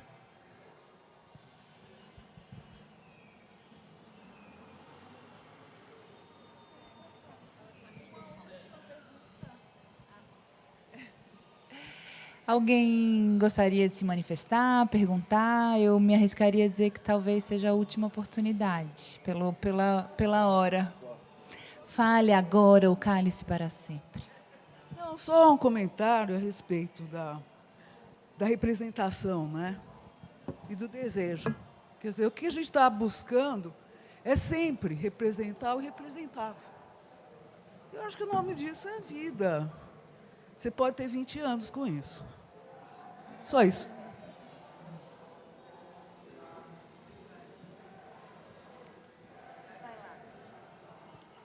Vamos emendar os dois comentários e aí vocês respondem. Oi. É só um comentário no sentido de conectar aquilo que vocês colocam do Ocupe-se Vire e do que tu colocaste também dos recursos de que existiam de vídeo e do que agora, e de como agora eles são acessíveis e ainda de como eles são acessíveis num recorte, ou não sei se recorte é uma palavra muito estrita, mas num contexto que não é exatamente popular, assim, né? Porque falando de Brasil, um pouco menos da metade da população brasileira não tem acesso a esses recursos, não tem acesso à internet. Sei lá, isso é um dado de IBGE, assim. Então, a televisão ela ainda é esse lugar, ainda agora, por onde essas coisas entram na casa dessa população total, assim. Então, esses recursos eles estão em processo, em caminho de distribuição. Então, esse esgotamento de linguagem ele também acontece num contexto, né? Assim, da popularização do vídeo e tal. Não sei, assim, só pensando ainda mais, sabe? Um outro comentário de como existem contextos e contextos e como essa linguagem se constrói a partir de cada realidade, assim.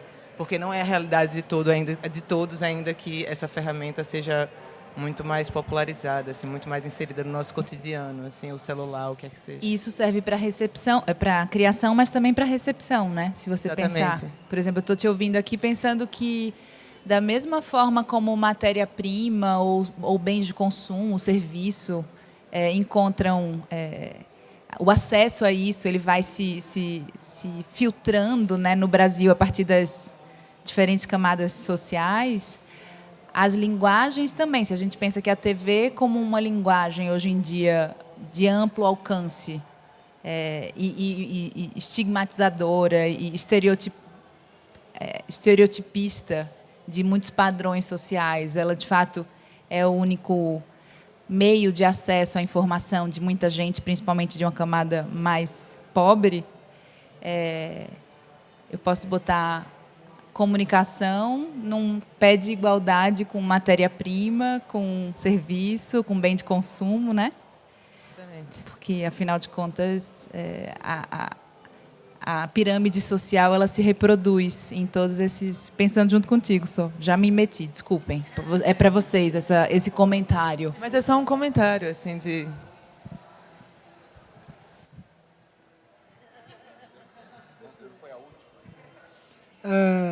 A gente não estaria na iminência de um desastre social e político no Brasil se não fosse a presença maciça desse meio, né? Na construção do imaginário do outro. Tá? Então, a tua observação é absolutamente pertinente, né? Se houvesse... Mesmo que você possa imaginar que o celular está na mão da maioria das pessoas, as pessoas conseguem, aí, pagando a prestação nas Casas Bahia, conseguem comprar um celular, etc. Tal, e com alguns recursos básicos de autorrepresentação, de coisas.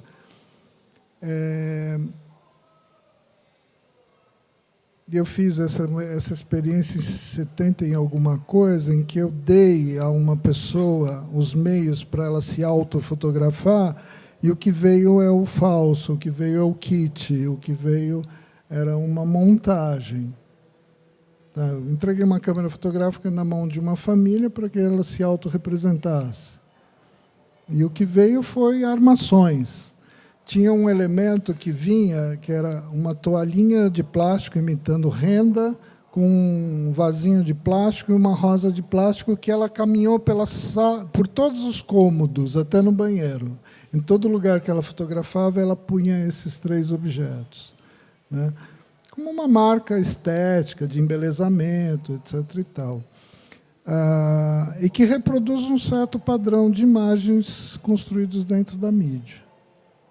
Então, essa ideia, né, que circulou nos anos 50, lá, com sociedade de espetáculo, etc. Tal, é a ideia de que você só vai alcançar a liberdade, né, quando você retirar os indivíduos de dentro desse sistema de produção do falso.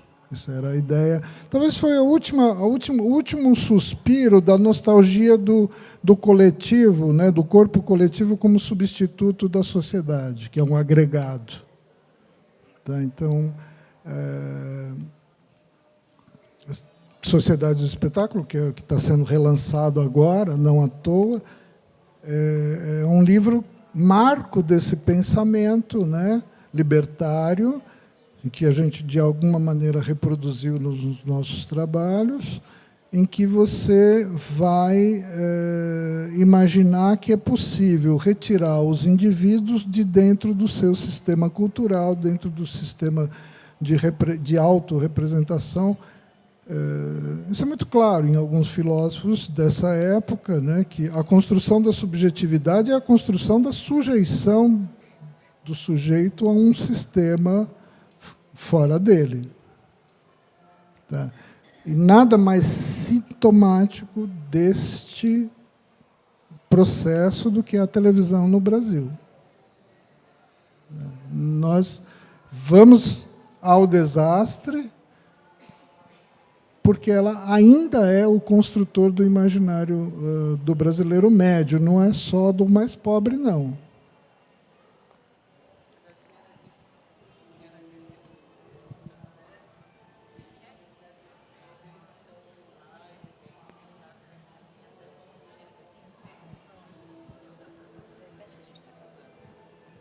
Sim. Ele tem acesso a outros meios, mas ele constrói a sua autorreprodução, a sua autorrepresentação a partir de modelos dados pela televisão. Não, obviamente, eu não estou discordando disso. Eu estou acrescentando de que existe uma parcela da sociedade que tem acesso ainda, se tiver curiosidade, enfim, a partir de como se orienta, a outros meios, e existe uma parcela da população onde, de repente, só se acessa rede TV. Não é nem que você tem televisão e canais possíveis, você tem, às vezes, um canal disponível e unicamente um canal. E aí isso não é uma escolha, né? É isso. Claro, essas questões que aparecem no diálogo entre vocês, elas de fato me dão a sensação, não sei se dão para vocês que estão aqui, de que se a gente está se colocando nessa discussão sobre as disputas por um imaginário público, seja ele midiático ou não, a mídia como parte da construção e da disputa desse imaginário, o fato é que a gente tem muito a se discutir, não só porque tem projetos, intervenções não representadas aqui, que sempre existirão, né, gente? Sempre. Mas o fato é que existe mais do que isso, existe uma mudança drástica nos paradigmas de comunicação. O que Camila está colocando, ele um pouco que aponta, no meu entendimento, que à margem também das representações que se constroem na dita TV, ou que seja outra mídia hegemônica, eu poderia colocar a Folha de São Paulo aqui no lugar. Existem outras construções, outras esferas de repercussão, de pautas, de imaginários, de autoimagens, né? Então, aí a gente tem que comer muito arroz e feijão, ouvir gente que nasceu bem depois da gente, a gente já é de outra geração, mas eu sou anacrônica em relação a usos. Eu tenho 34 anos, e os educadores da exposição, que têm 20 alguns anos, eles me dizem, gente, talvez alguns deles eles podem confirmar, alguns estão aqui pertinho, mas alguns deles não conheçam, nunca tenham vivido esse tipo de embate que se dá na verticalidade. O tipo de embate que alimenta as resistências e as invenções que estão em vários dos trabalhos que estão aqui no Arte Veículo, né? Então, eu acho interessante, por um lado, quando a Gugu fala, mas é muito atual. Sabe o que eu acho que é atual? É o sentido contracultural, é o sentido, a disposição, né, o corpo alerta e a vontade de intervir numa realidade. Isso perdura, né? Mudam os contextos, mas a gente identifica esse tipo de gesto. Mas, de fato, é algo que Arte Veículo, como está dado aqui no Sesc Pompeia, não dá conta, nem se antecipa, né, para querer dar conta de um movimento que eu nem diria que é recente, é rápido, mas está dado. Não estamos em transição, né? Não estamos ainda entendendo que influenciadores digitais são instrumentos talvez muito mais capitalizáveis, né? Muito mais capilarizados e poderosos do que, talvez, para algum tipo de pauta ou de comportamento, do que um âncora de um telejornal. Enfim, eu acho que assim, é só um sinal de que temos muito a conversar. Eu vou fazer o papel de chata aqui, só porque o tempo acabou. E eu gosto muito de entender que conversas boas dão desejo da gente continuar.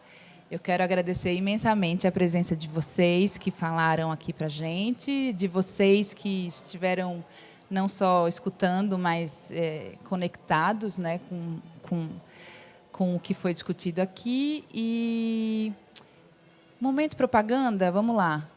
Dia 4 de outubro, teremos a próxima conversa do programa, com a presença de Ana Lívia Cordeiro e de Antônio Manuel. A dinâmica vai ser parecida, ou seja, a gente vai tentar identificar contextos e meios de atuação desses artistas. Isso tudo está sendo gravado, isso tudo vai para um canal que a Arte Veículo tem no YouTube, que é youtube.com/arteveículo. Já tô invertendo tudo, Sandra. E queria dizer para vocês, para a gente continuar repercutindo esse encontro mediado aqui, que não sei se para vocês deu essa impressão, parecia que era um encontro desencontrado, mas ele me fez conectar algumas coisas, tanto no sentido de que esse período histórico ele é um período que suscita uma série de tecnologias, de urbanidade, né? Suscita esse ambiente ao qual vocês responderam. Fiquei até pensando aqui que, junto à ideia de uma abertura ou das aberturas, a gente pode, principalmente quando a gente chega perto dos anos 90, pensar o quanto que isso, rapidamente, no contexto brasileiro, fez a gente viver a globalização, né? Então, esse seria também um termo que, quando o Jorge falou em geografia, eu fiquei pensando, gente, isso é chave para pensar essa virada de década. Então, gosto bastante de ver na costura, num patchwork das falas. A gente teve o privilégio de ter muitas falas e agradeço pela corresponsabilidade sobre o tempo. A gente não se excedeu tanto assim. Então, é muito bonito de ver esse caldo que faz a gente pensar essa história, esse momento histórico, mas também esse lugar, essa geografia, ou esse lugar sem lugar, ou esse não lugar que é completamente refém, né, ou consequência de um momento de uma apologia de um não lugar mesmo, porque a gente queria ser aldeia global, porque a gente queria todo mundo se encontrar, mas, ao mesmo tempo, a gente estava procurando comunidade, rede, isso tudo eu estou tentando parafrasear vocês, né? Era habitar o espaço público, era agir junto com os artistas e outros artistas e coletivos que se organizavam como grupo, seja na TV quanto no programa que vocês tiveram na Rua da Consolação. Então, acho que, de um jeito suculento, porque não direto, todo atravessado, todo permeado, eu pude construir aqui uma imagem mental bastante rica dessa época. E agradeço vocês por isso, e acho que podia pedir uma salva de palmas, talvez.